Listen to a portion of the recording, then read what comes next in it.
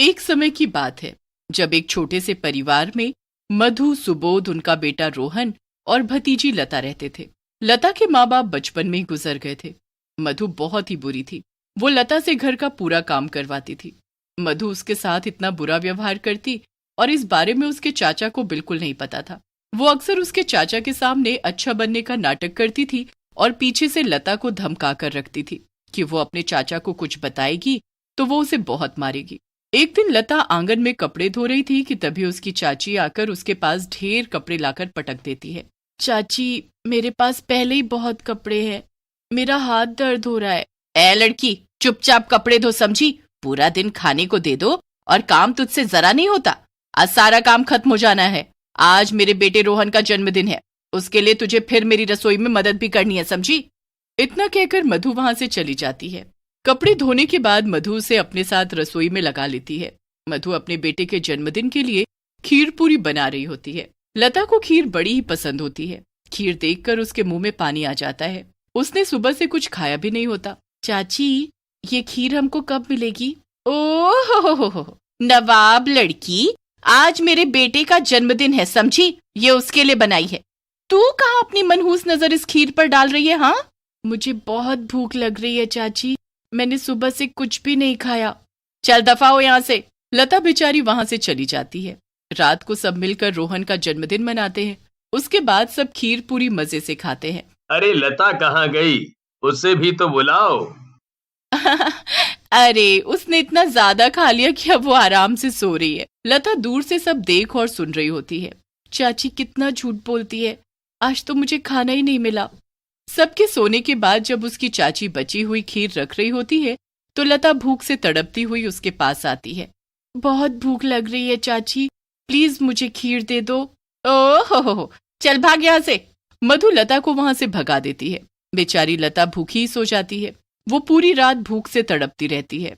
अब अगले दिन मधु खीर के अंदर छिपकली पड़ी हुई देखती है। हे भगवान, ये छिपकली कहाँ से आकर गिर गई इसमें? ये जरूर उस मनहूस की नजर लगी होगी, तभी ऐसा हुआ। कल से खीर लगा रखा था, कितने काजू बादाम डाले थे मैंने इसमें। वो खीर का कटोरा उठाकर उसे फेंकने ही लगती है कि एकदम रुक जाती है। अरे, फेंकने से अच्छा ये खीर मैं उस लता की बच्ची को ना दे दूं। खीर खाकर खुश हो जाएगी और फिर कुछ दिन मेरा मन लगाकर काम करेगी। यही सोचकर वो खीर का कटोरा ले जाकर लता को दे देती है। ए लड़की, कल से खीर मचा रखा था ना, चल ले, ये खा ले। क्या मैं? ये खीर मेरे लिए है? हाँ, तेरे लिए है। मैं कोई बुरी नहीं हूं जो तूने मुझे बना रखा है। चल अब ये खा और काम पर लग जा। ठीक है चाची। लता खीर का कटोरा लेकर उसे खाने में लग जाती है। 2 दिन से भूखी लता को पता ही नहीं चलता कि वो खीर जहरीली है।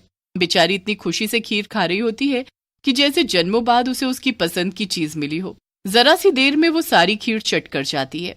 चाची ने मुझे कितनी सारी खीर दी, वो तो बहुत अच्छी है। खीर खाने के बाद लता आंगन में झाड़ू लगाने चली जाती है। झाड़ू लगाते लगाते लता को अजीब सा होने लगता है। उसे अचानक से उल्टी होने लगती है और उसके मुंह से झाग निकलने लगते हैं। चाची, चाची। लता की आवाज सुनकर जब उसकी चाची वहां आती है तो लता के मुंह से निकलते हुए झाग को देखकर वो डर जाती है। उसे तो सब पता होता है कि ये सब उस छिपकली वाली खीर को खाने से हुआ है। चाची, मुझे कुछ हो रहा है, मुझे बचा लो चाची। अरे, अगर मैं इसे डॉक्टर पर ले गई तो मेरा किया धरा सब सामने आ जाएगा। भाड़ में जाइए, ये मरेगी तो मुझे इससे छुटकारा भी मिल जाएगा।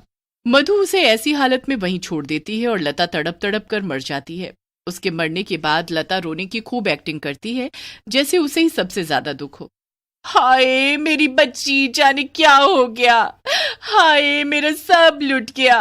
हिम्मत रखो लता, ऐसे रो मत। पर समझ नहीं आ रहा कि अचानक लता को हुआ क्या। अरे, मैं जब आंगन में गई तो ये मुझे मरी पड़ी मिली। किसी को कुछ पता नहीं चलता कि लता कैसे मरी है। मधु अंदर ही अंदर बड़ी खुश होती है कि जो उसने चाहा बिल्कुल वैसा ही हो गया, पर उसे क्या पता था कि उसके किए का दंड उसको जल्द ही मिलने वाला है। कुछ दिन बाद एक रात जब मधु बाहर के कमरे में होती है तो अचानक कमरे में ढेर सारी छिपकली आ जाती है। हे भगवान, ये इतनी सारी छिपकली कहाँ से आ गई? भागो यहाँ से। जैसे तैसे वो छिपकली को भगाती है कि तभी बाहर से एक आवाज आती है। आवाज सुनकर मधु बाहर जाती है तो उसके होश उड़ जाते हैं। उसके सामने एक चुड़ैल खड़ी होती है। मुझे बहुत भूख लग रही है, मुझे खीर दे दे। खीर मुझे बहुत पसंद है। जा, जल्दी मेरे लिए खीर ले आ। मधु उस चुड़ैल को देख जोर से चिल्लाती हुई घर में वापस आती है और सुबोध को सब बताती है। सुबोध जब बाहर जाकर देखता है तो बाहर कोई भी नहीं होता। वो यही थी, मुझसे खीर मांग रही थी। तुम पागल पागल हो गई हो, लगता है आज ज्यादा काम कर लिया। चलो अब सो जाओ। मधु चुपचाप सो जाती है, पर यह सब अभी बंद नहीं हुआ होता। अगले दिन मधु रसोई में खाना बना रही होती है तो उसे पतीले में आलू की सब्जी की जगह उसमें खीर दिखने लगती है, जिसमें ढेर सारी छिपकली उछल रही होती है। ये सब क्या हो रहा है मेरे साथ? क्यों ये सब दिखाई दे रहा है मुझे? मधु को अचानक खिड़की में वही चुड़ैल खड़ी दिखती है और आगे हाथ फैलाकर उससे खीर मांगने लगती है। मुझे खीर दे दो, बड़ी स्वाद खीर बनाती हो ना तुम। चलो चलो, जल्दी से खीर दे दो मुझे। मेरे पास कोई खीर नहीं है, चली जाओ यहाँ से। क्यों मुझे बार बार दिखाई दे रही हो? मैंने क्या किया है? मैं तो बस खीर मांगने आई हूँ। बहुत भूख लग रही है मुझे। तुम मुझे थोड़ी खीर दे दोगी तो मैं चली जाऊंगी। नहीं है मेरे पास कोई खीर, जाओ यहाँ से, प्लीज चली जाओ। अचानक वहाँ सुबोध आ जाता है और मधु को अकेले में ऐसे बड़बड़ाता देख वो हैरान हो जाता है। ये क्या हो गया है तुम्हें? क्या अकेले में बड़बड़ किए जा रही हो? और तुम रो क्यों रही हो? मुझे बचा लो, मुझे बचा लो। अरे पर किससे बचा लूं? वो चुड़ैल, वो फिर से आई थी। कौन चुड़ैल? कहाँ है चुड़ैल? आई थी अभी, वो खीर मांगने वाली चुड़ैल। वो बार बार मेरे पास आती है और मुझसे खीर मांगती है। मधु से बार बार वो चुड़ैल खीर मांगने आती है। उसकी हालत दिन पर दिन खराब होने लगती है। सुबोध को अब मधु की हालत देख चिंता होने लगती है। वो लता की माँ को फोन करके सारी बात बताते हैं और वो अगले ही दिन एक बाबा को लेकर उनके घर आ जाती है। मेरी बेटी, क्या हुआ तुझे? देखो तो क्या हालत बना ली है अपनी। माँ कोई मेरी बात नहीं मानता, पर मैं सच बोल रही हूँ। वो खीर मांगने वाली चुड़ैल मुझे बार बार दिखती है। हाँ बेटी, मुझे दामाद जी ने बताया था, इसलिए देखो मैं ये बाबा को अपने साथ लेकर आई हूँ। ये अभी सब ठीक कर देंगे। बाबा चारों तरफ ध्यान से देखते हैं और उन्हें कुछ एहसास होता है। क्या इस घर में किसी की अनचाही मौत हुई है? हाँ बाबा, मेरी भतीजी लता की। पर अनचाही मौत मतलब?